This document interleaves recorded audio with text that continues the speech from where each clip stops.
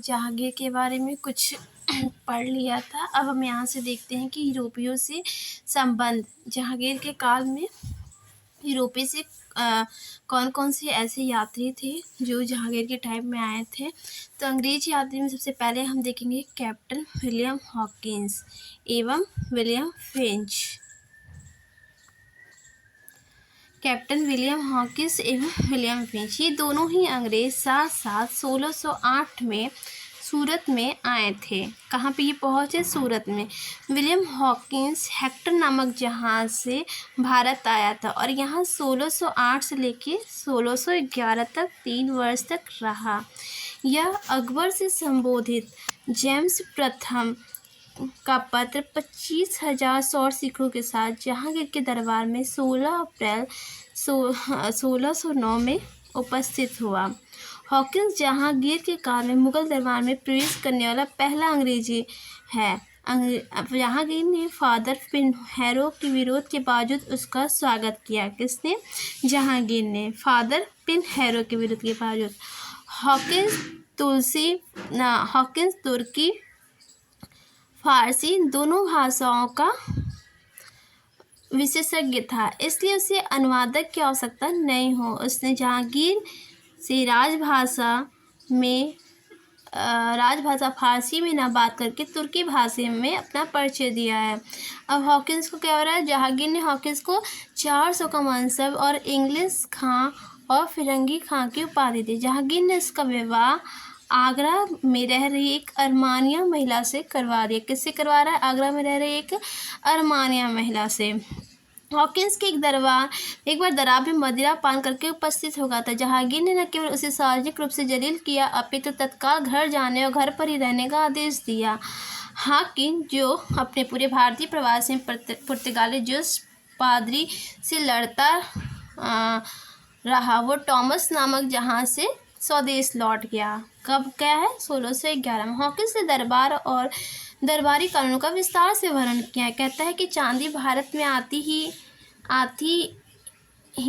है, यहाँ से जाती नहीं है। वह मुगल बादशाह की वार्षिक आय 50 करोड़ रुपए और नौकरों की संख्या 36,000 बता रहा है। वह जहांगीर साम्राज्य के सूबों की संख्या का उल्लेख न करके उसे 5 बृहद भागों में बांटता है। क्या बता रहे हैं? वह जहांगीर के साम्राज्य के सूबों की संख्या का उल्लेख नहीं करता है, बल्कि 5 बृहद भागों में बांटता है। साम्राज्य के 6 प्रमुख खजाना जहाँ कोषागार है, आगरा, ग्वालियर, नरवर, रणथंभौर, आसिरगढ़ और क्या है? रोहतास, जो बिहार का है, वहाँ का उल्लेख करता है। ये हम देखिए हॉकिंस के बारे में। हॉकिंस जो है क्या बताया कि दोनों भाषा का ज्ञाता था। ठीक है, 400 का मनसब मिला, इंग्लिश खां या फिरंगी खां इसकी उपाधि है। विवाह आगरा में रह रही एक अरमानियन महिला से हो रहा है और मदिरा पान करके एक बार वहाँ पे चला गया था। आग किससे रहा था? हम लोग देखे थे हेक्टर नामक जहाज से। और गया किस जहाज से? टॉमस नामक जहाज से गया है। और जहांगीर के सूबे की संख्या का उल्लेख न करके 5 भागों में से बांट दिया है। अब हम आते हैं विलियम फिंच कौन है? अनारकली की दंत कला का उल्लेख करने वाले हैं। उसने मकबरे पे पहुंचने वाला ये पहला जी मतलब ये बता रहा है कि एक रॉयल फिंच होंगे जो अकबर के टाइम में आएंगे, और विलियम फिंच जो है वो किसके टाइम में है? अनारकली के टाइम में।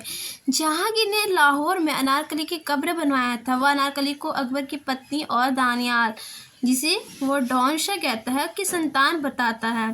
सलीम से उसके अनैतिक संबंध लगभग यही बात टेरी भी कहता है, लेकिन आधे इतिहासकार में इसे केवल बाजारू गपशप मानते। फिश लाहौर के पूर्व को सबसे बड़ा शहर बता रहा है। बुलंद दरवाजा को विश्व का सबसे ऊंचा भव्य दरवाजा कह रहा है, और जामा मस्जिद को पूर्व की सर्वश्रेष्ठ मस्जिद का है। उसने आगरा के किले का विस्तार से वर्णन किया है। मंगलवार को खूनी दिवस कहता है। इसके अनुसार दीवाने खास में बैठकर जहांगीर नियमित शराब पीता था। ग्वालियर, रणथंभौर, रोहतास में वो राजकीय बंदीगृह का उल्लेख करता है। कहाँ कहाँ पे? ग्वालियर, रणथंभौर और रोहतास। जबकि हम ये देखिए ग्वालियर, रणथंभौर और रोहतास ये तीनों में क्या था? कोषागार भी था।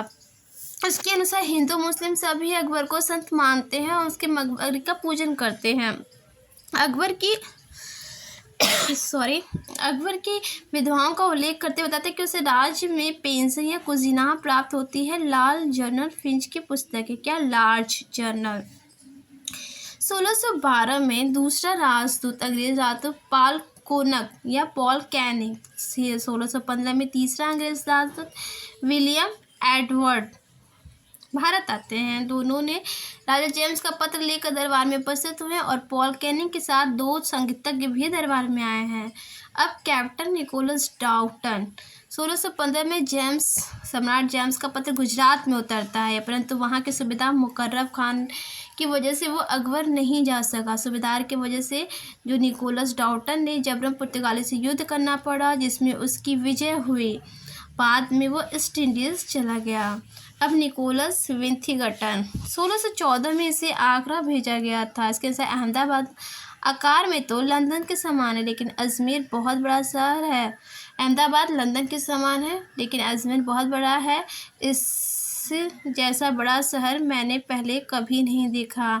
और क्या साथी क्या है, ये विंथीगण जो है क्या कर रहा है, सती प्रथा की प्रशंसा कर रहा है। वो चीता को कष्ट में इतनी सहनशील झेलती थी जिससे उसकी प्रशंसा करनी पड़ी। अब हम आते हैं टॉमस रो। ठीक है, sir Thomas Roe east India company के निदेशक के मुगलों बादशाह के दरबार में अपना राजदूत नियुक्त किया है। ठीक है, ईस्ट इंडिया कंपनी के जो डायरेक्टर्स हैं वो उनको राजदूत नियुक्त किए हैं 1615 में।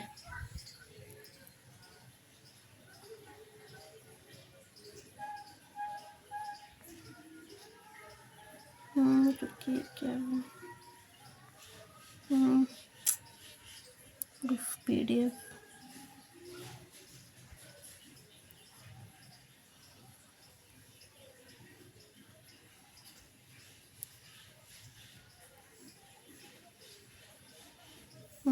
क्योंकि कुछ इसमें प्रॉब्लम हो गया। हाँ, तो हम देखते हैं कि टॉमस रो के बारे में देख रहे थे। टॉमस रो का क्या दिखाता है कि ये जो है ईस्ट इंडीज कंपनी के डायरेक्टर जो है अपना राजदूत बना के इसको नियुक्त कर रहे हैं। ठीक है, अपने देश का ये सांसद भी रह चुका है।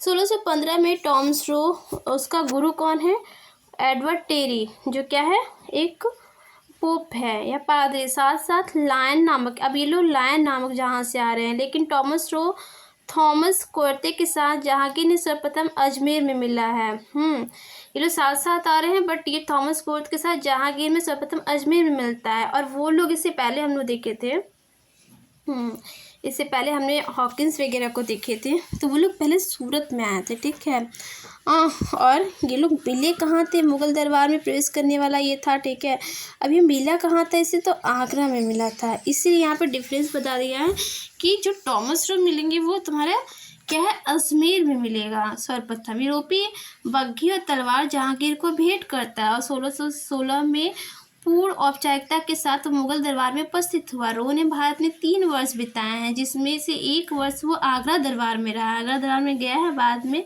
ठीक है, वहाँ जहांगीर के साथ वो मांडू, अहमदाबाद, अजमेर जैसे स्थानों पर गया। साथ ही उसे बादशाह के साथ शिकार खेलने का अवसर भी मिला।